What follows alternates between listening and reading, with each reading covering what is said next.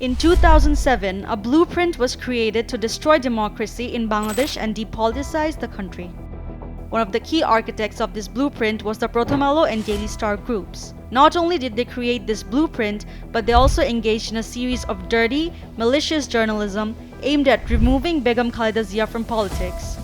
In 2007, the implementation of the plan to exclude Begum Zia from politics began. As part of this effort, Prothom Alo interviewed Abdul Mannan Bhuiya, a leader of the BNP at the time. Later, a reform proposal was created for the BNP, which was a joint production of Motiur Rahman and Mahfuz Anam. On June 26, 2007, Prothom Alo published a report titled Proposal to Weaken Khalida's Power, which stated that the draft of a reform proposal had been announced by the party's General Secretary Abdul Mannan Bhuiya, aiming to curtail the power of BNP chairperson Begum Zia. The draft proposal stated that if someone had been Prime Minister for 2 terms, they could no longer be the Prime Minister or the party chairperson. If this proposal were implemented, Begum Zia would effectively lose her power and would have no chance of becoming the party chairperson.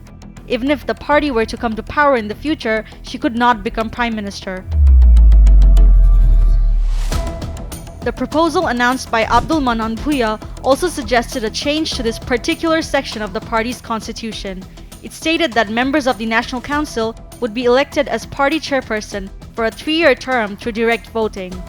No one could hold the chairperson's position for more than 2 terms or 6 years. This rule would also apply to those who had already served for 6 years. According to the proposal, if the party chairperson were to take an oath as Prime Minister, they would have to resign from the chairperson's position.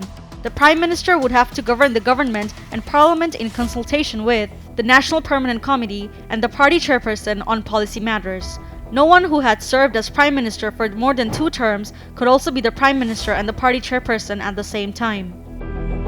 Under the party's current constitution, the chairperson holds absolute power in all matters, including the dissolution of committees and the punishment of individuals. The amendment proposed that the chairperson could no longer execute proposals without the approval of the National Permanent Committee. All members, including party MPs, ministers, and committee members, would be required to report their assets annually to the National Executive Committee. The inclusion of family members and close relatives in the leadership positions at all levels would be discouraged. Prothom Alo and Daily Star were key players in the implementation of this minus formula, which led to the arrest of Begum Zia and her son Arafat Rahman Koko by the government of the January 11, 2007 military-backed administration. Prior to this, Tariq Rahman had already been arrested. In order to create a justification for the arrest of Begum Zia, Prothom Alo and Daily Star continuously published false news against her and her family. Prothom Alo's group concocted a series of false reports against BNP. Even Begum Zia's younger brother, Shamim Iskandar, who had kept a low profile, was targeted by their false propaganda. Prothom Alo had described the August 21 attack as a terrorist attack.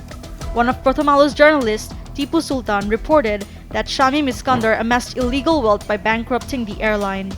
This report was later proven to be completely false. It should also be noted that the case in which Begum Zia was sentenced in 2018 was also fabricated by Prothom Alo.